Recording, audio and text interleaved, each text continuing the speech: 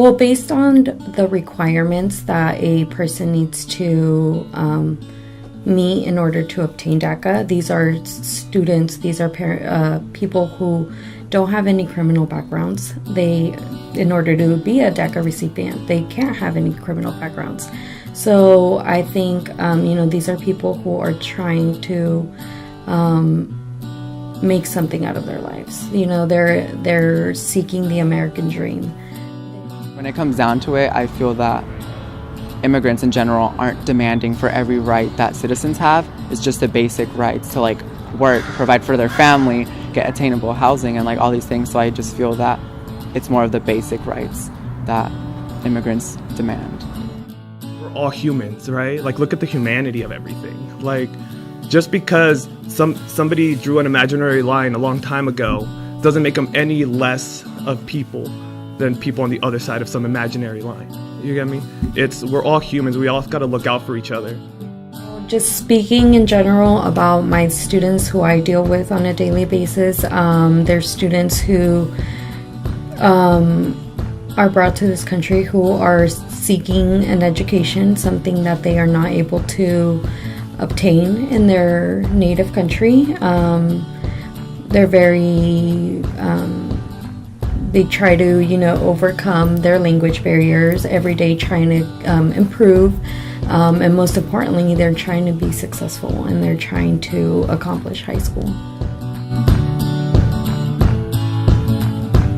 I graduated high school. I was a teen parent, graduated high school, and then at the time when I graduated high school, we didn't have the DACA, and because of that, I didn't know if there was any other programs. I didn't ask because, number one thing, I was afraid if I'd ask and they knew that I was an immigrant here, and I was here illegally, and I thought, the minute I asked a question at the JC, just as further as at the JC, that I thought, for sure they're going to call somebody, and somebody, immigration, police, or ICE was going to come and get me. So that's the one thing that if I wasn't illegal here, and if I had the help then at the time, like a DACA, I would continue my school. I would want people to tap into their compassionate side and understand, where these kids came from, the situation they were in when they came. Understand that there are tens of thousands, if not more, people in this country who this is the only country they know. And to send them back to where? They don't know where they would be being sent back to.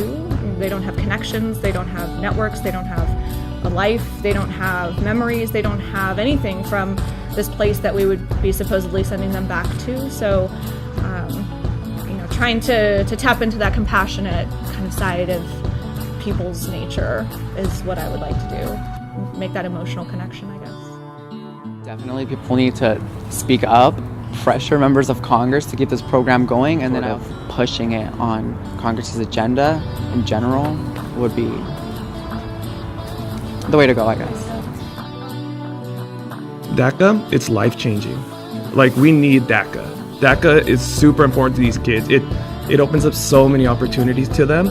It's that's what makes me so sad that these DACA students, we call them DACA-mended, right? They put all their faith in the U.S. government, told them their addresses, everything, right? Because they were going to get that deferred action.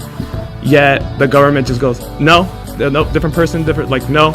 And now they have all the information on all my students. It's really upsetting. It's we put a lot of faith in the government, only for the government to betray us like that.